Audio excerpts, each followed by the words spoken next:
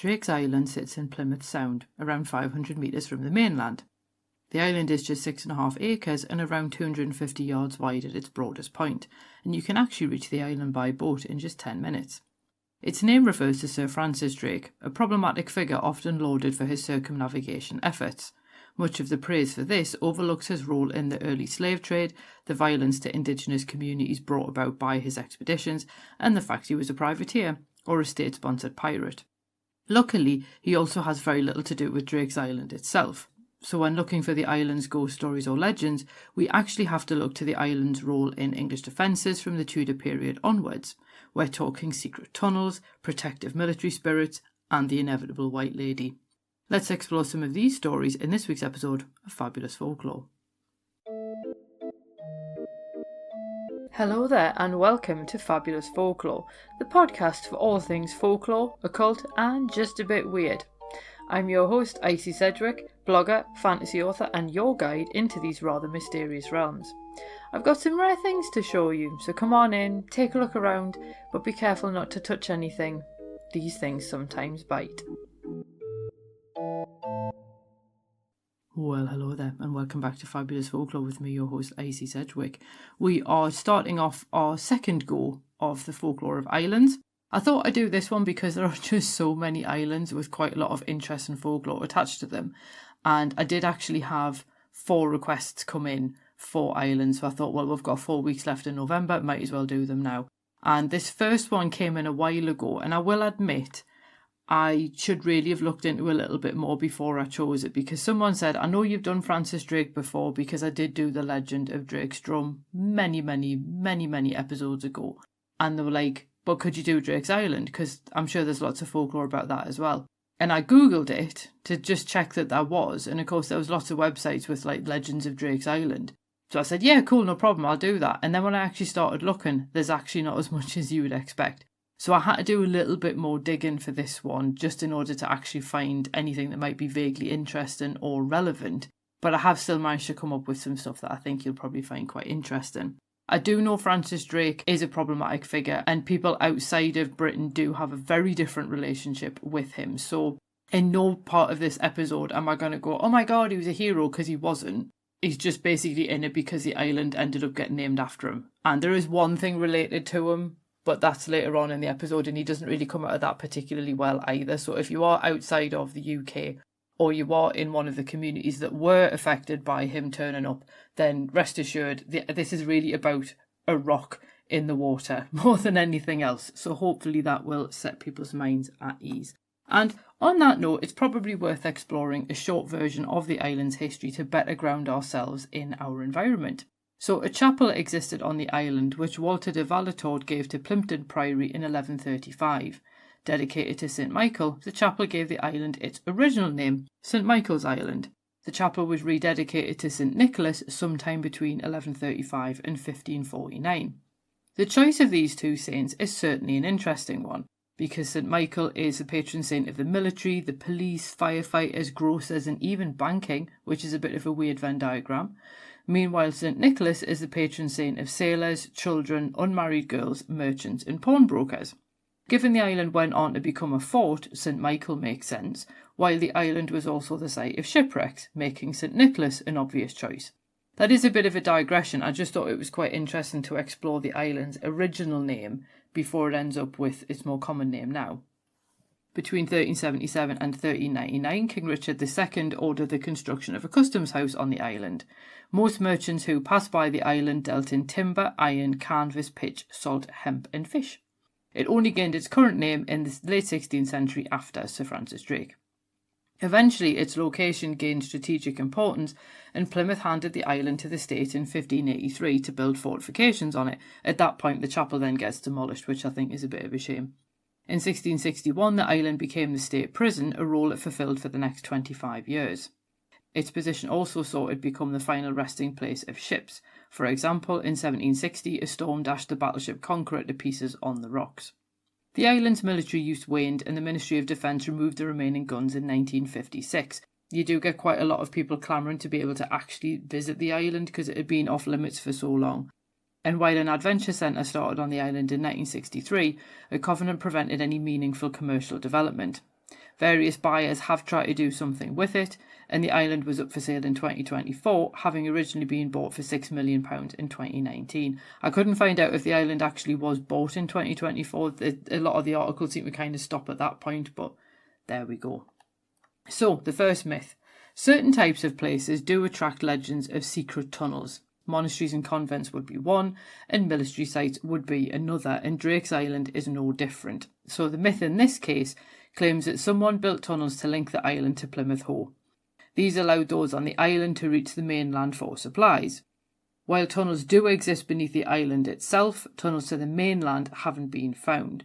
Now, some think there is still a possibility they exist as part of the island is unexplored, but former steward Bob King says there is no evidence to suggest the tunnels ever actually existed. Soldiers made up the stories of tunnels for the locals whenever they went ashore. As King points out, there is no contract for the building of tunnels and no financial records that would indicate tunnels were ever built. And the fact that people still cross the water to reach the island also suggests that the tunnels are a myth. As always in the case of secret tunnels, I defer to the sterling work of James Wright, who debunks such things in Historic Building Mythbusting, Uncovering Folklore, History and Archaeology, a book I highly recommend if you're interested in things like secret tunnels. But put simply, King does actually point out a lot of the same arguments as Wright. Building tunnels is difficult and expensive. Both would leave a trace. So it is unlikely that there are secret tunnels to the mainland, but it's interesting how myths like that do end up becoming attached to places. I did also find another one which is sort of a myth, but it's a much more recent one, and that is due to the idea of an island invasion. And in 1957, a group of boys set out to reclaim Drake's Island from the military for the benefit of the people of Plymouth. They were intercepted en route, lectured about the currents, and taken to the island. A popular myth suggests that there they were given breakfast and sent back to school for double maths. And I call it a popular myth because one of the boys, Reagan Scott, wrote to The Guardian to correct the legend. He downplayed claims of being given breakfast and pointed out their skipper was actually too old to be a schoolboy and was in his 20s. They also didn't get into trouble either, and Scott suggested that their efforts began the movement for a Drake's Island accessible to the public. But what an interesting way to really infantilise the boys by claiming, oh, they were given breakfast and sent to school for double maths, as if they were doing some kind of naughty prank, rather than actually trying to campaign for public access to an island. So I thought that was really interesting how the myth has grown up about what happened to them, but that wasn't actually the case after all. So it just goes to show that myths don't have to be massive. They can literally just be a piece of misinformation that has become attached to a story. And sometimes you have to wait for someone to come forward and go, actually, that's not what happened. So I thought that was quite an interesting part of the island's overall folklore. But as you would expect from an island with military history, Drake's Island apparently boasts a whole host of phantom residents. The problem is trying to find actual stories about them, and this is an issue that I've run into a few times most recently, because if you do try to look up the ghost, most of the websites that you'll find are usually by companies offering ghost hunts on the island, so they're clearly not objective sources because they are trying to sell an experience. Obviously, there are some ghost hunting companies who are legitimate and who obviously do want to try and collect evidence and preserve stories and actually share what people have encountered. In other cases, obviously, there will be instances where things are played up in order to try and get people to come on the next one. And it's just how commercial ventures work, really. So, no shade on anyone, but it does mean that it's quite difficult to find actual stories to attach to things if you're not quite sure who the actual witness was. The other sources that you get are local newspapers which feature interviews with staff on the island who encounter activity on a regular basis. And they're much more interesting for me anyway because of the fact that these are people who are on the island a lot. So they know the island, they know the terrain, they know the spaces into which they're going to go. They do know the stories, but it's also they're not going to suddenly have some kind of experience based on the fact they're in an unfamiliar place. Because obviously this is one of the things with ghost hunting, just as a tiny tangent. You are going into a room or a building that someone has told you is haunted at night and it is an unfamiliar space. You are going to have weird things happen purely because of the fact that you are in an unfamiliar place at night that you have been told is haunted. Whereas if you work there and you're then having experiences during the day, that's a lot more interesting as far as I'm concerned. So according to these different sources through the newspapers, 15 military ghosts apparently wander the island to protect visitors, and former owner Morgan Phillips described activity that he couldn't explain, but he said that all of it was, and I quote, really nice, end quote, which is a really interesting way to describe paranormal activity, and it really made quite a nice change, because most descriptions of ghostly encounters tend towards the negative, whereas Phillips tended to be quite benign or even fun in some way, which I think again makes you go, interesting. And in a way, I'm almost more inclined to believe stories of ghostly activity which is benevolent or positive, because you have it so much more infrequently, if that makes sense. That's probably not good English, but you knew what I meant.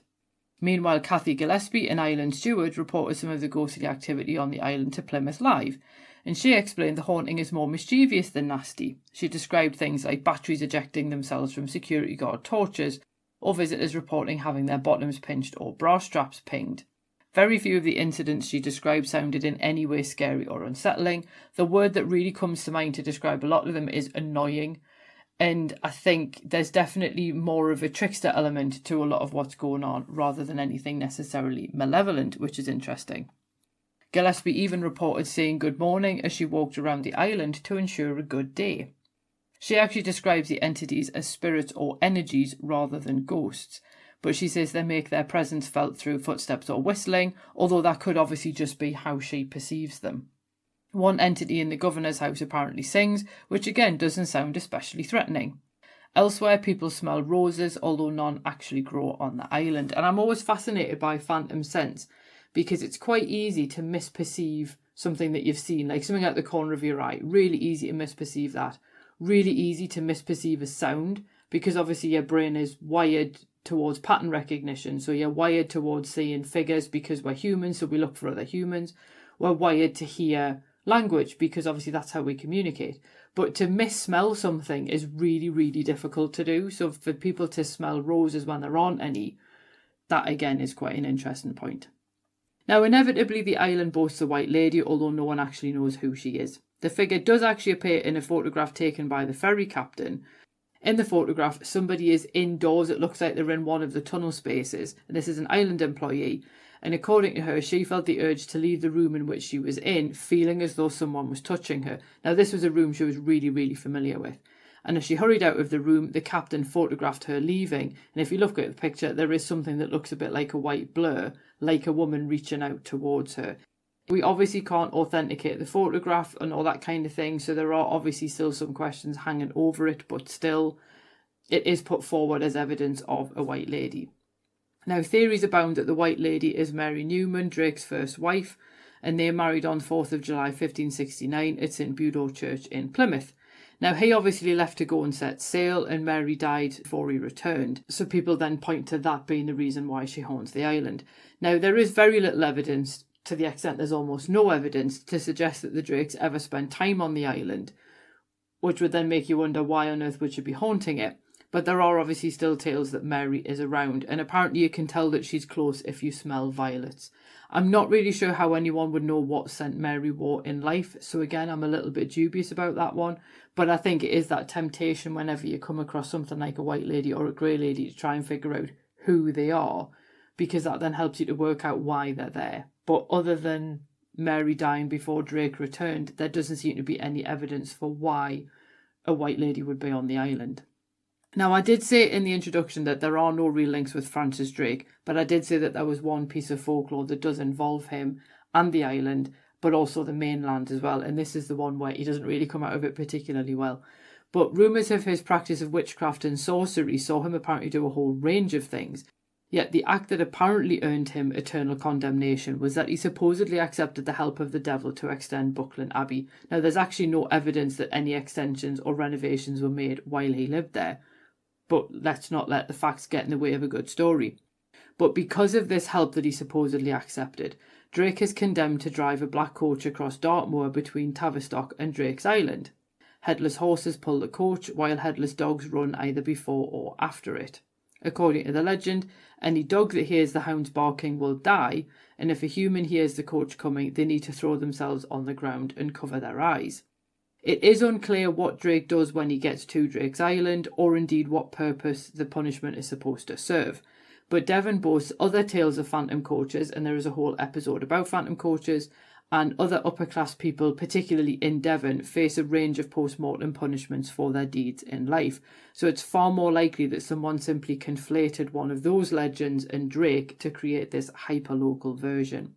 The one bit that I did think was quite interesting was the fact that dogs hearing the hounds barking was a death omen for the dogs. That's quite unusual, but I did think that was quite an interesting piece of folklore that vaguely relates to the island. And because obviously phantom coaches are quite interesting, I thought I'd put it in anyway. But obviously if we are going to talk about ghosts, then we should acknowledge any deaths on the island that might actually explain their presence. So this is where I did a little bit more digging. And numerous people died on the island, which is hardly surprising given its military use. And 3 of the 12 prisoners held in the dungeon, which was part of the state prison, died. Abraham Cheer, who was Plymouth's first Baptist minister, died while imprisoned on the island, and letters to and from Cheer reveal that he was moved from Exeter jail to Drake's Island, and I quote, where a violent sickness in a few days seized upon him, end quote. He died a few days later on the 5th of January 1668. We can only speculate what the sickness was, although the infamous jail fever might have been to blame. Equally, something like cholera or something might have been a problem. But it's quite interesting how he's one of the more prominent people who died on the island. And from what I can gather, it's difficult to tell why he was in prison in the first place. I did mention at the beginning the shipwreck of the battleship Conqueror in 1760. A soldier actually died in this storm and his body washed up on the island. Then we also had gunner William Napier, who was found dead in the water to the west of the island in July 1895, and an inquest concluded he fell from the cliffs. While the surgeon found bruises and other wounds on the skull, he attributed death to drowning, because in his opinion the blow to the head was not sufficient to kill him, but it was enough to knock him out, and then he drowned as the tide came in. More recently, a man fell to his death in the 1980s from a climbing wall. What is odd is the fact that there isn't any obvious correlation between these deaths and the paranormal activity reported by visitors. Now, obviously, without visiting the island myself, I wouldn't really like to speculate, but the largely benign activity compared to the violent or indeed unfair deaths did strike me as a bit of an anomaly, so it would be fascinating to figure out what the connection is between the ghosts apparently on the island and the deaths that have happened there, if indeed there even is any link. So if anyone has been to the island and can elaborate, that would be absolutely excellent. So what do we make of the stories about Drake's Island? I actually think that a lot of them are quite logical in a way. Like you would expect if there's an island that there to be rumours of some kind of subterranean link to the mainland, particularly given how close it is to the mainland. It's not like it's 4 or 5 miles out, it's only something like 500 metres from the mainland. So you can sort of understand why people would think that there might be tunnels, especially if soldiers have told them that there are. But the fact that nobody's ever found them, again, I think is quite an interesting point. And as I mentioned earlier, I think the idea of the island invasion is really just part of the island's wider history. But I think it's an interesting piece of folklore because of the way people have passed on perhaps the official version of events rather than necessarily what actually happened. But it's the ghosts, I think, that probably make up the bulk of the folklore about the island. And I still think it's really interesting having the description of a lot of the haunting generally being quite positive. The only negative one that I could really find was the member of staff who felt she really wanted to leave the space, and that's where the photograph of the white lady was taken. Other than that, all of the stories that I read from people who'd done investigations even there generally tended towards the benevolent or benign, which is a really interesting thing to have because it's quite unusual in and of itself, particularly given the military history of the island. So there's not really a huge amount that I can say beyond that, but I would be fascinated actually to go myself and be like, is it actually all that benign, or are they more mischievous ghosts? There was one theory that the reason why the ghost stories have really ramped up in recent years is because there have been more visits to the island. So obviously with more people going, there are therefore more opportunities for encounters, but there are then potentially more triggers for activity to happen. Maybe that's true, I don't know. What I would love to know is, had you heard of Drake's Island? Have you actually been to Drake's Island? If you have, please do feel free to comment wherever this podcast is, because it would be really brilliant to hear your personal experiences of what the island's like. So next week we'll be having a look at Anglesey, which was another request, and I thought that one would make a really good addition to our Folklore of Islands Part 2. If you do have any other requests, obviously there is a request form in the show notes. There has been for a couple of years now. And if you do want to contact me, obviously I have included the links to my social media below where I'm most active. There is also an email address on my website as well if you prefer email. But my last announcement is, if you are available on the 22nd of November, I will be speaking at the London Fortean Society event, The Haunted Landscape, Ghost Magic and Law at Conway Hall.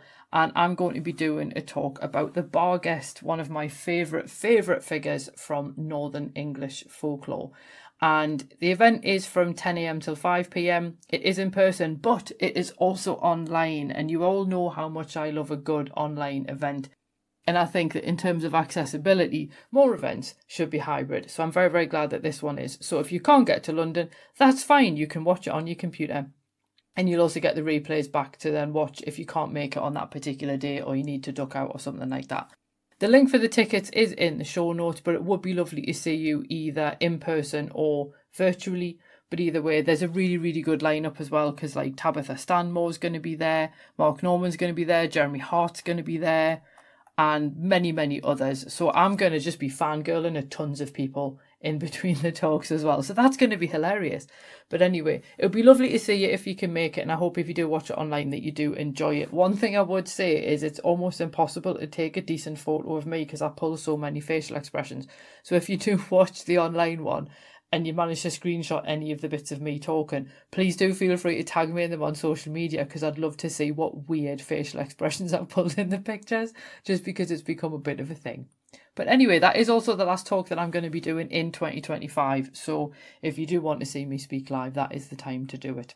Anyway, I will let you get on with whatever it was that you were doing, and I will see you soon. Cheerio. Well, thanks for listening, and I hope you enjoyed that episode. If you did, feel free to leave a review wherever you listen to podcasts, because that helps other people find the show too. It also takes between 4 and 6 hours to research, write, record and edit these episodes, so if you want to help support my time in doing that, then you can buy me a coffee, or you can join the Fabulous Folklore family on Patreon and enjoy extra benefits, including exclusive episodes and articles and even illustrated talks. All the links you need are below, and thanks in advance.